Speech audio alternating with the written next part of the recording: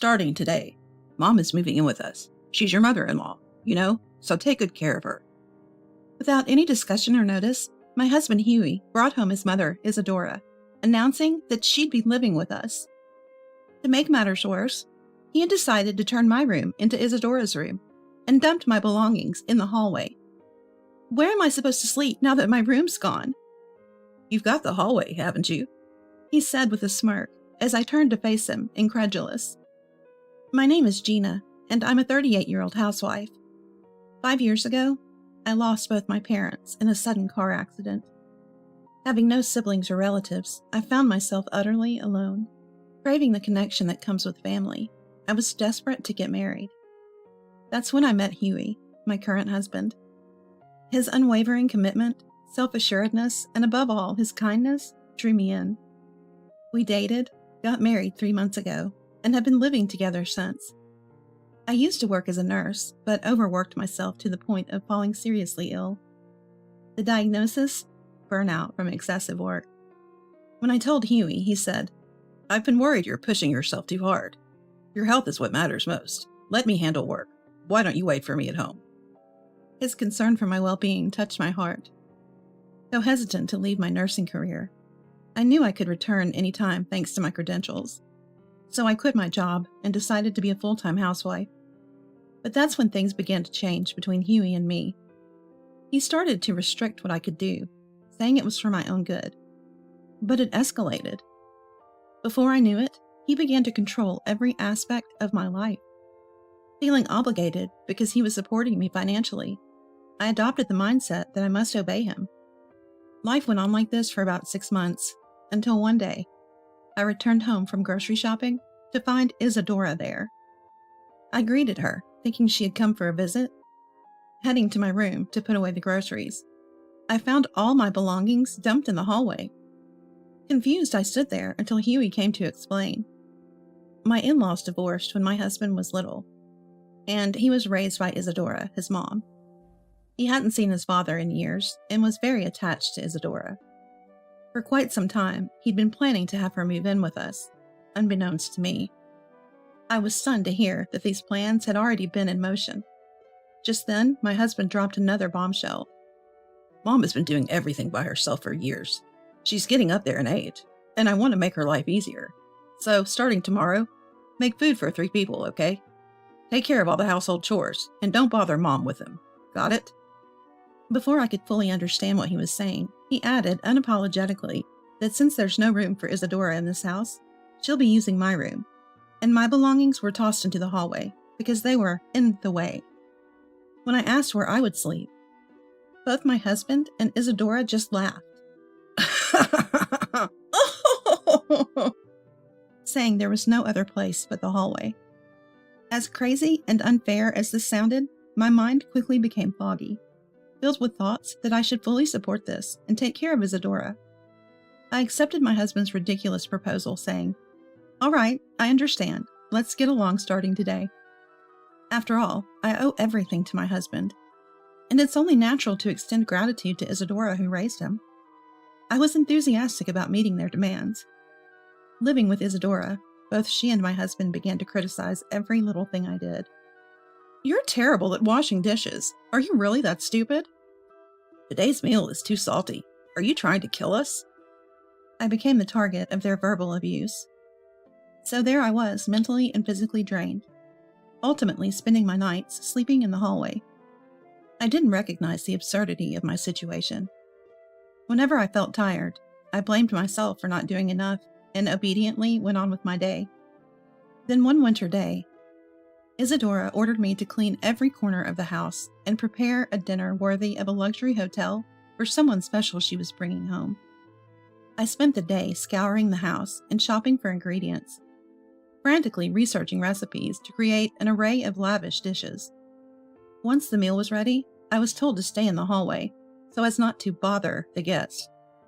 I complied without question, making sure to stay out of sight. From the laughter that occasionally leaked from the living room, I gathered that Isadora's guest was her current boyfriend.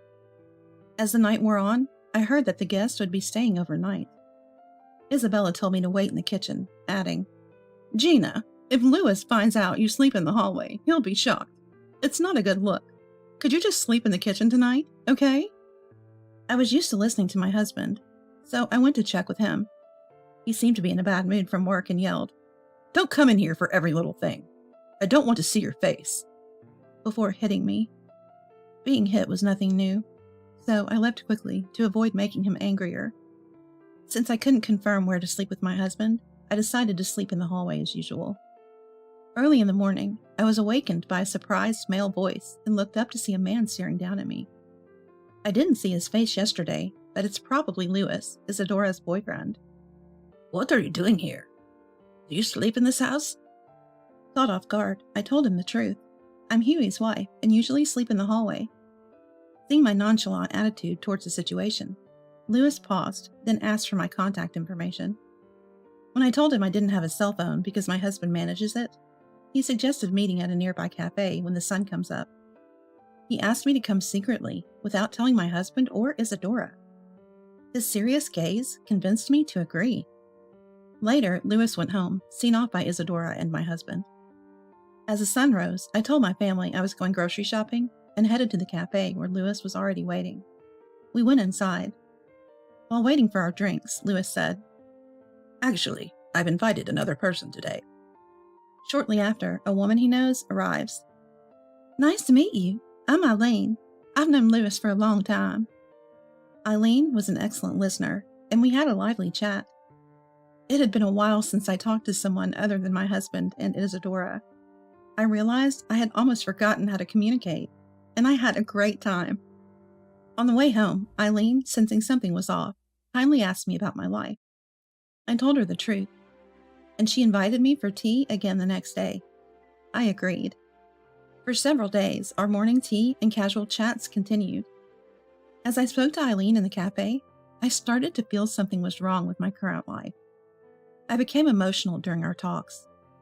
It was then that I finally realized my current environment was unjust. Eileen softly smiled, gently wiping away my tears with a handkerchief. It turns out Eileen is a mental health professional. Louis had noticed something was off and asked her to come to listen. Eileen explained that if she had immediately pointed out that my husband and Isadora were the issue, I might have closed off. So she took the time to support me, helping me slowly realize what was going on. "At first, I listened to you because it was a job required, but now it's different. I want to help Gina as a friend. If Gina wants our help, we're here, always ready to lend a hand." Hearing these warm words, I can't stop the tears from flowing. Eileen gently rubs my back as I continue to cry uncontrollably. When I finally stop crying, it's time to part ways with Eileen and head home. As we say goodbye, she assures me, "We're always on your side." On the way home, my clouded thoughts finally clear, filling me with a newfound sense of relief. That night, when my husband starts complaining about my cooking again, for the first time, I retort, "If it's too bland for you, add your own seasoning." My husband is momentarily surprised, but quickly turns red with rage. "How dare you speak to me like that?" he shouts. Isadora, who's already there, starts to get angry as well, and both she and my husband yell, "I want a divorce." "Get out of this house now!" Thinking that it might be a good thing for them to kick me out, I simply nod my head as usual. While packing, my husband orders me to be ready for a shower and make the next meal more delicious.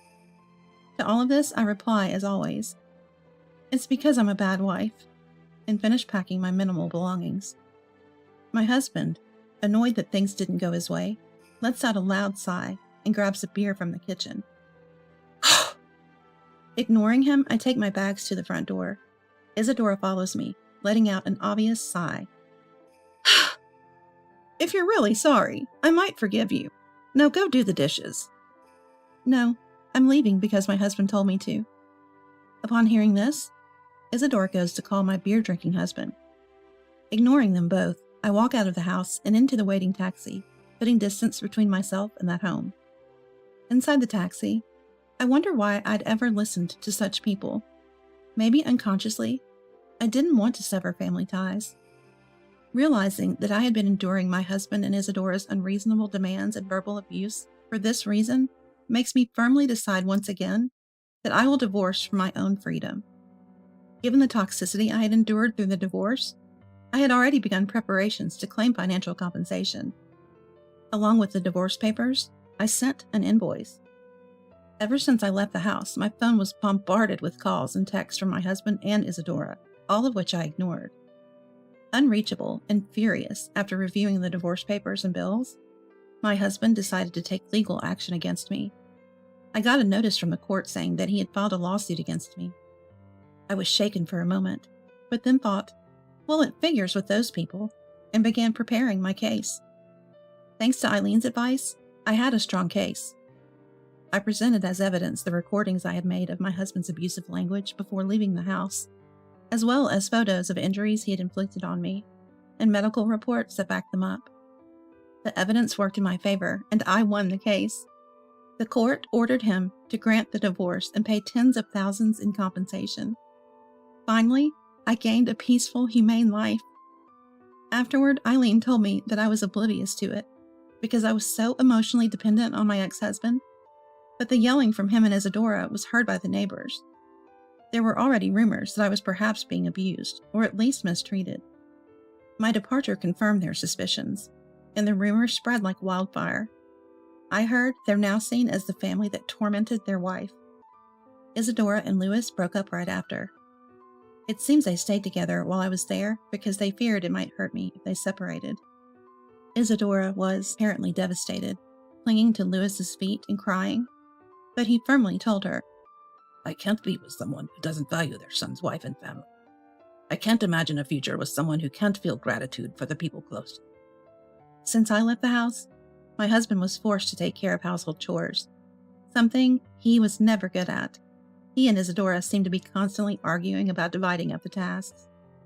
He used to relieve his work stress by taking it out on me, but with me gone, he turned to alcohol for relief.